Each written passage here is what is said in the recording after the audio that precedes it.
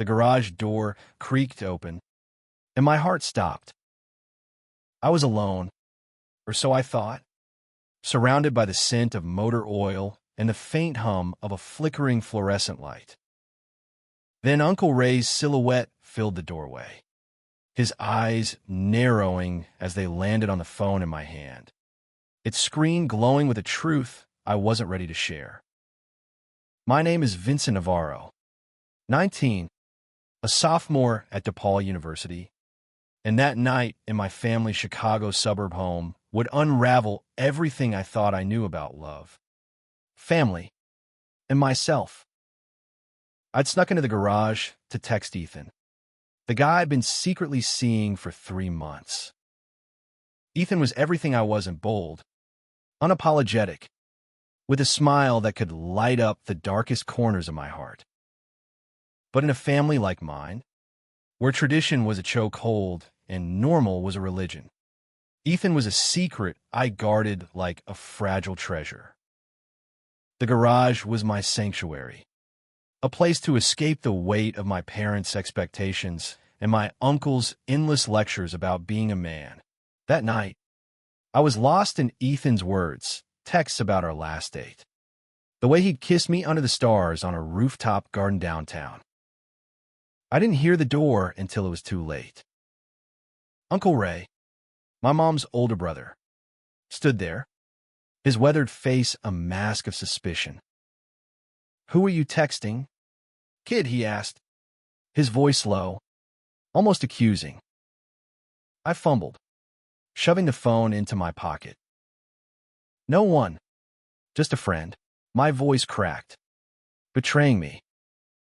Ray stepped closer, his work boots thudding against the concrete. He was a big guy, a former Marine, with a presence that filled any room or garage. "Don't lie to me, Vincent," he said, his eyes searching mine. I saw the screen. That wasn't just a friend. Panic clawed at my chest. I'd been careful, deleted messages, locked my phone, never breathed a word about Ethan to anyone. But Ray had seen enough. The air felt thick, like the walls were closing in. "It's nothing," I stammered, but he held up a hand, silencing me. "Vincent, I'm not stupid," he said, his tone softer now, almost pained.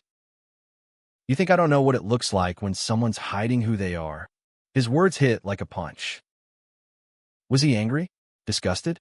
I braced for the worst, expecting the lecture, the judgment, the rejection I'd feared my whole life. But instead, Ray sighed, ran a hand through his graying hair, and said, "Sit down, kid. We need to talk." I sank onto an old stool, my hands trembling. Ray pulled up a crate and sat across from me, his elbows on his knees, looking more human than I'd ever seen him. "I was your age once," he began, his voice steady but heavy. "I know what it's like to love someone you're not supposed to hide it, to feel like you're betraying everyone just by being you." My breath caught. Was he saying what I thought he was? Ray, the tough-as-nails uncle who'd always seemed like the poster child for traditional masculinity, was hinting at something I couldn't wrap my head around. He leaned back, his eyes distant. "Back in the 80s, I was in love. His name was Michael. We met in basic training. Nobody knew, not even your mom. We couldn't tell anyone. It would have ended us both."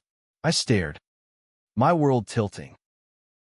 Uncle Ray, gay, the man who'd taught me how to change a tire, who'd grilled steaks at every family barbecue, who'd never once hinted at this part of himself. I didn't know whether to feel relieved or terrified. "What happened?" I whispered. Ray's jaw tightened. "Life happened. The military wasn't kind to people like us back then. Michael got transferred, and I chose to bury it. married your Aunt Linda, built a life I thought I was supposed to want. But I never stopped loving him. Never stopped wondering what could have been. The garage felt smaller, the air charged with his confession. I thought of Ethan, of the way his laugh made my chest ache, of the fear that kept me from telling anyone about him. "Why are you telling me this?" I asked, my voice barely audible. "Because I see you," Vincent, Ray said, his eyes locking onto mine. "I see you hiding, just like I did. And I don't want you to make the same mistakes. You don't have to tell me everything, but you need to know you're not alone. Not in this family." I didn't know what to say. Part of me wanted to tell him about Ethan, to spill everything, but fear held me back. What if this was a trap? What if he told my parents? But Ray's eyes, usually so hard, were soft now, almost pleading. "You don't have to decide anything tonight," he said. "But if you ever need to talk, I'm here." No judgment. He stood, clapped a hand on my shoulder, and walked out, leaving me alone with the weight of his words. I pulled out my phone. Ethan's last message still glowing. "Miss you already. When can I see you again?" My fingers hovered over the keyboard, but I couldn't type. Not yet. That night, as I lay in bed, Ray's story echoed in my mind. Michael. A love he'd buried. A life he'd chosen to please everyone but himself. I thought of my parents, devout Catholics who'd raised me to believe love had rules, boundaries, a right and wrong way. I thought of Ethan, waiting for me to be brave enough to claim him. And for the first time, I wondered if I could. The next morning, I woke to the sound of my mom calling me for breakfast. The house smelled of coffee and bacon, but the normalcy felt like a lie. I watched Ray across the table, laughing with my dad about some football game, and wondered how he'd carried his secret for so long. Did it hurt? Did it ever stop hurting? I texted Ethan later, my hands still shaky. "Can we meet tonight? I need to tell you something." He replied instantly, always. Ruuftop atwalo. My heart raced. But this time, it wasn't just fear. It was possibility. The Chicago skyline glittered below as I climbed the stairs to the rooftop garden, my heart pounding with every step. Ethan was waiting, leaning against the railing, his blonde hair catching the last rays of the sunset. When he saw me, his smile was like a lifeline, pulling me out of the chaos in my head. "Vincent," he said, crossing the distance between us in 2 strides. He pulled me into a hug, his warmth grounding me. "You okay?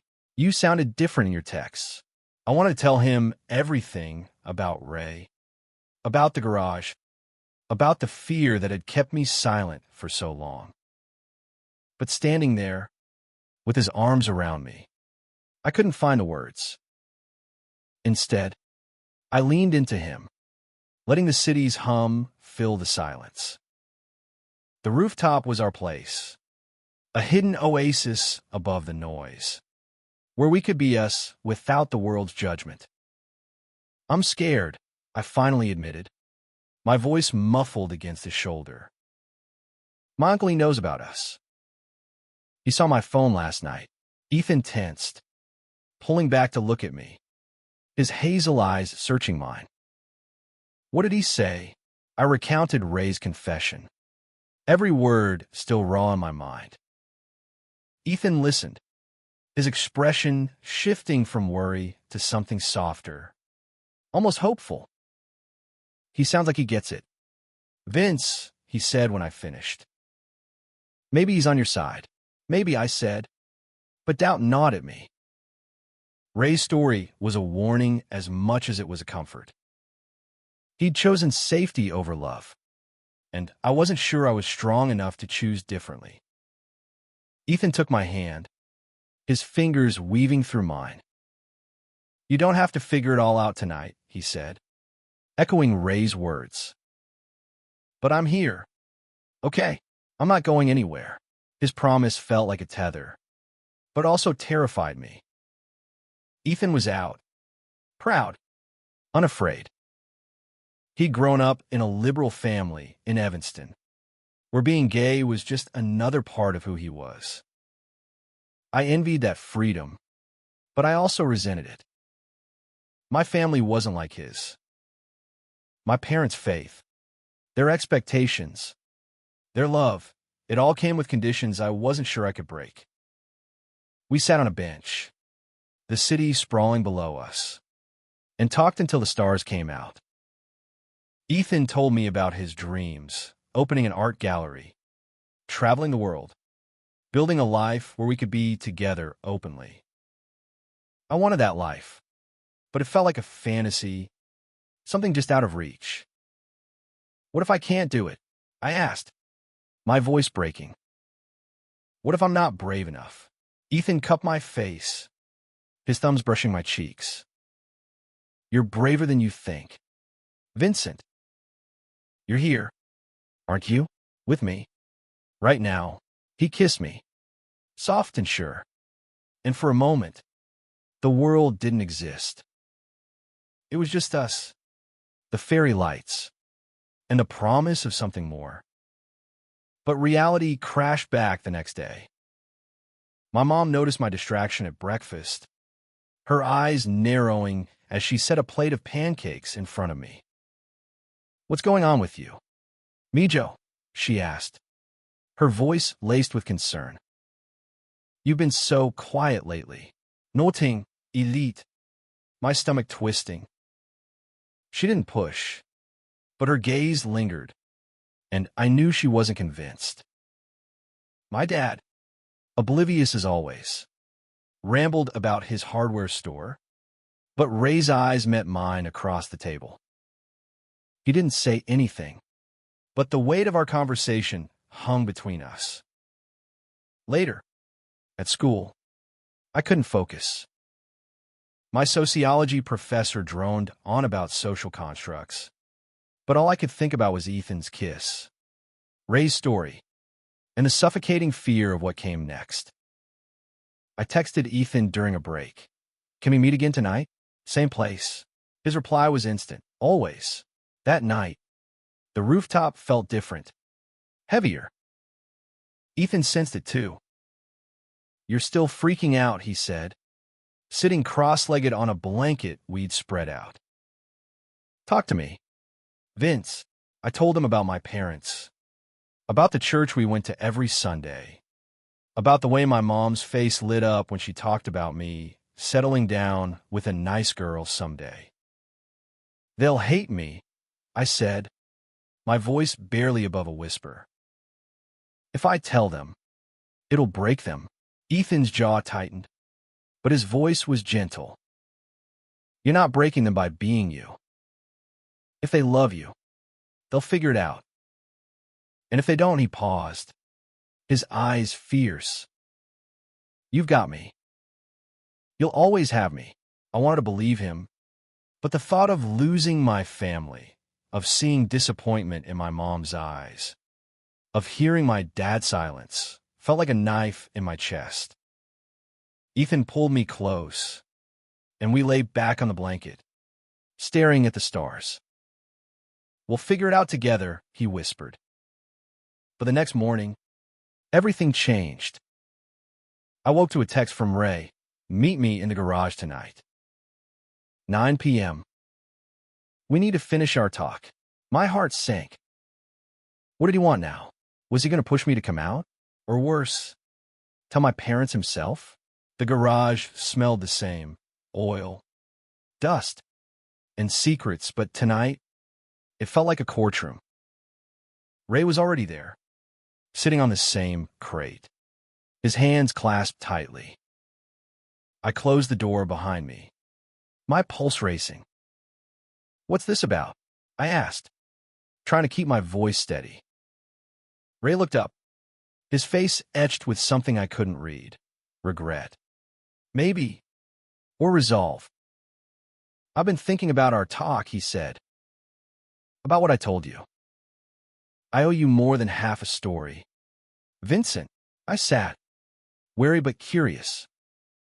Ray took a deep breath, his voice low. Michael wasn't just a fling. He was everything. We planned a life together, as much as we could in those days. But I got scared. I let him go, and I've regretted it every day since. He paused, his eyes glistening. I don't want you to live with that kind of regret. His words hit hard, but they also confused me. Why are you telling me this now? I asked. Why not years ago? Because I didn't see it in you until now, he said. I didn't see how much you're struggling. But that night, I walked and I knew. You're carrying the same weight I did. I swallowed, my throat tight. I don't know what to do. Ray. I love Ethan, but my parents, they'll never understand. Ray nodded, like he'd expected this. They might not. Not at first. But they love you. Vincent. Your mom. She's tough, but she's got a heart bigger than this city. And your dad, he's stubborn, but he's proud of you. They might surprise you. I shook my head. You don't know them like I do. Mom's already planning my future. Talking about grandkids. Church. All of it. If I tell them I'm gay, it'll be like I'm tearing their world apart. Ray leaned forward, his voice urgent.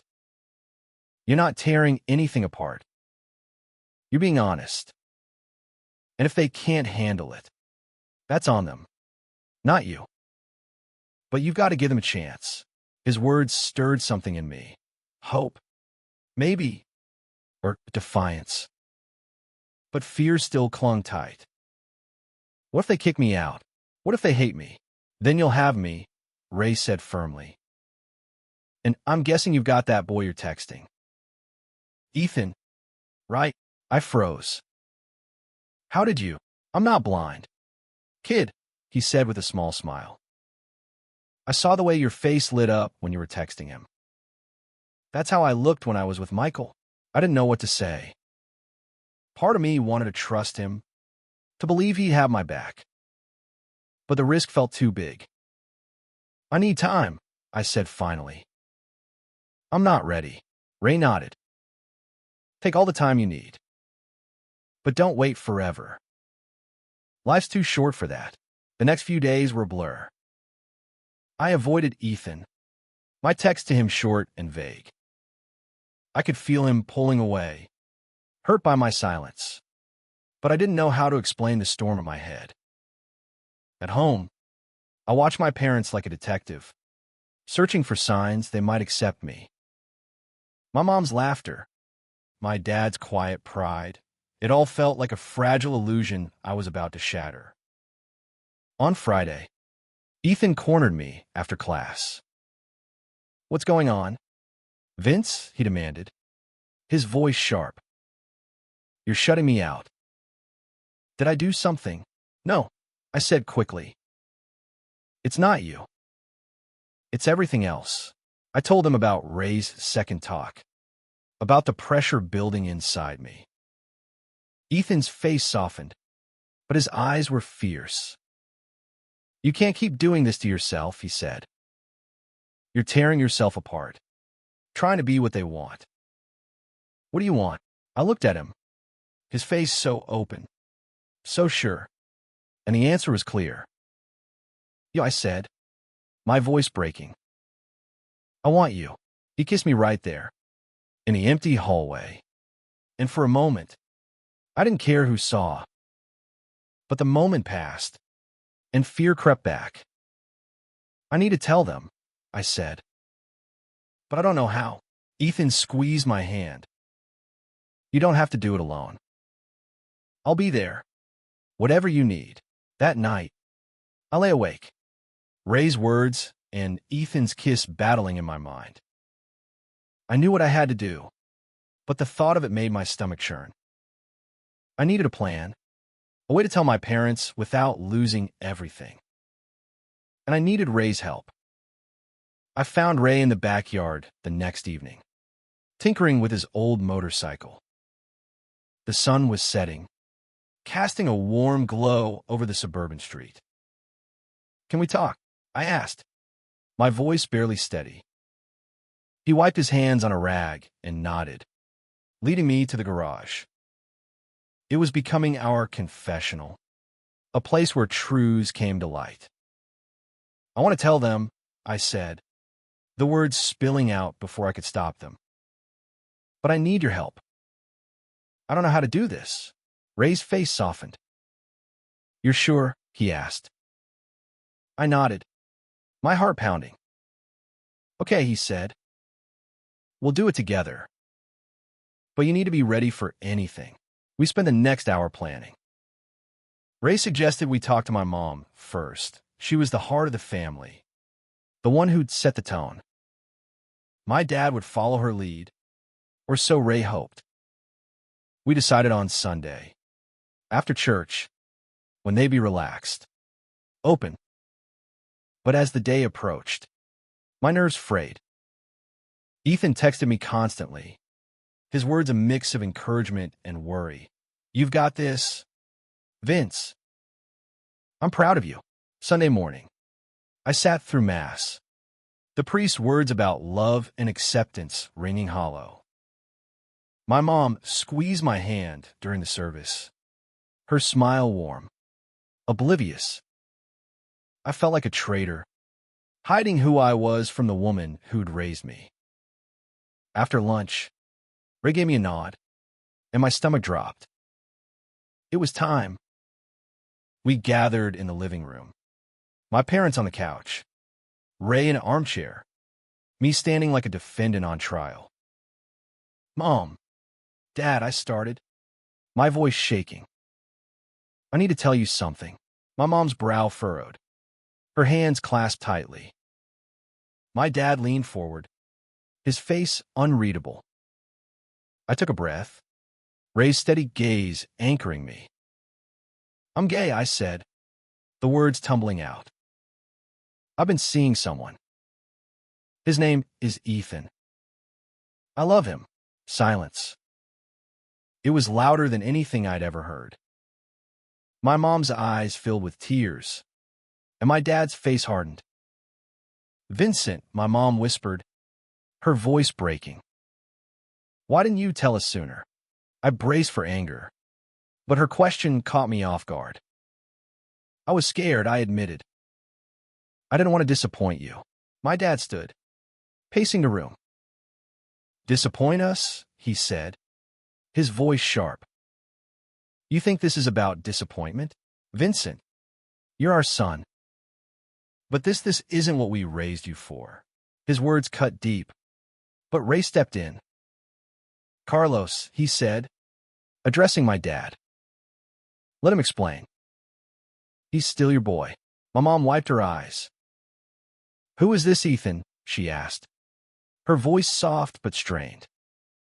"How long has this been going on?" I told them about Ethan, how we met at school, how he made me feel alive, how I'd been hiding it to protect them. My dad shook his head, muttering something about the church. My mom just stared, like she was seeing me for the first time. Ray spoke again, his voice calm but firm. "I know this is hard, but Vincent's not doing this to hurt you. He's trying to be honest. And I know what it's like to hide who you are. I did it for years." My parents turned to him, shocked. Ray told them about Michael, about the life he'd given up. My mom's tears fell faster, and my dad's face softened, just a fraction.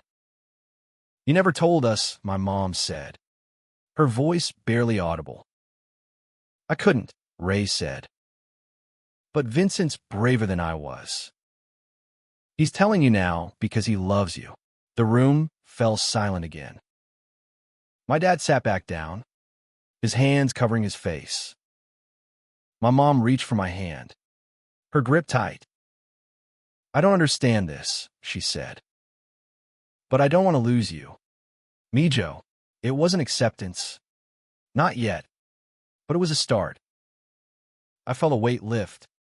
Even as tears stung my eyes. Ray clapped a hand on my shoulder, his silent support steadying me. That night, I called Ethan, my voice raw. I told him, I said, it was messy, but they didn't kick me out. He laughed, relief flooding his voice. "I knew you could do it. Vince, I'm so proud of you." The days after my coming out were like walking on glass. My mom tried to act normal, but her smiles were forced, her questions careful. My dad barely spoke, his silence louder than any argument. Ray was my anchor, checking in daily, his gruff encouragement keeping me grounded. Ethan insisted we celebrate, dragging me to our rooftop garden the following weekend. "You did something huge, Vince," he said, handing me a coffee as we sat under the fairy lights. "You deserve this." I wanted to feel proud, but the uncertainty at home lingered. "What if they never come around?" I asked, staring at the city below. Ethan took my hand, his touch warm. "They will. Or they won't. But you're not alone anymore. You've got me, Ray, and whoever else you choose to let in." His words stayed with me, but the real test came a week later. My mom asked to meet Ethan. "I want to know who's making my son so happy," she said, her voice tentative but sincere. My dad didn't object, which felt like a small victory. I was a nervous wreck when Ethan arrived at our house. He looked perfect, navy sweater, khakis, his smile disarming. My mom greeted him politely, but her eyes were guarded. My dad shook his hand, his grip firm but not hostile. Ray was there too, a quiet presence in the background. Dinner was awkward, the conversation stilted. Ethan tried to charm them, talking about his art, his family, his dreams. My mom softened when he mentioned volunteering at a youth shelter, but my dad stayed quiet, his fork scraping the plate. After dessert, my mom pulled me aside. "He seems kind, Vincent," she said. "But this is hard for me. I need time." "I know," I said, my throat tight. "Thank you for trying." Ethan left with a promise to come back, and Ray gave me a nod of approval. "You did good, kid," he said. "They're coming around, slowly, but the slow progress frustrated me. I wanted my parents to love Ethan the way I did, to see what I saw. Instead, they were stuck in their beliefs, their fears. I started spending more time with Ethan's family, who welcomed me with open arms. His mom hugged me like I was her own, and his dad asked about my classes, genuinely curious. It was a glimpse of what family could be, but also made me ache for my own. One night, Ray called me to the garage again. "Your mom's been reading," he said. "Books about faith and identity. She's trying to understand." I blinked, surprised. "Really?" "Yeah," he said. "And your dad, he's struggling, but he's listening. Give him time. Vincent. They love you." I nodded, hope flickering. Maybe they'd come around. Maybe family wasn't just about blood, but about the people who chose to stand by you. Months passed, and the tension in my house eased, like a storm slowly clearing. My mom started asking about Ethan, her questions less cautious, more curious. My dad began speaking to me again, his words careful but kind. It wasn't perfect, but it was progress. One evening, I invited Ethan to a family barbecue. Ray insisted, saying it was time to make it normal. Ethan arrived with a homemade pie, charming my mom instantly. My dad even laughed at one of his jokes, a sound I hadn't heard in months. As the sun set, I found Ray by the grill, flipping burgers. "Thank you," I said, my voice thick. "For everything. For seeing me." He smiled, his eyes crinkling. "Your family. Vincent. That's what we do." Later, Ethan and I slipped away to the garage, our old sanctuary. He kissed me, his hands framing my face. "You did it," he whispered. "You're building something real." I looked at him, at the man who'd stood by me through every fear, every doubt. "We're building it," I corrected. That night, as we rejoined the barbecue, my mom pulled me into a hug. "I'm proud of you, Mijo," she whispered. "I don't understand everything, but I love you." My dad clapped a hand on my shoulder, his grip firm but warm. "You're still my son," he said, his voice rough. I looked around at Ray, grinning by the grill, at Ethan, laughing with my cousins, and my parents, trying their own way to meet me halfway. Family wasn't what I'd thought it was. It wasn't perfect, or easy, or what the church prescribed. It was messy, painful, and beautiful. It was Ray's courage, Ethan's love, my parents' slow acceptance. It was the people who chose to stay, to fight, to love me as I was. As the stars came out, Ethan took my hand, and I didn't pull away. For the first time, I felt like I belonged, not just to a family, but to myself.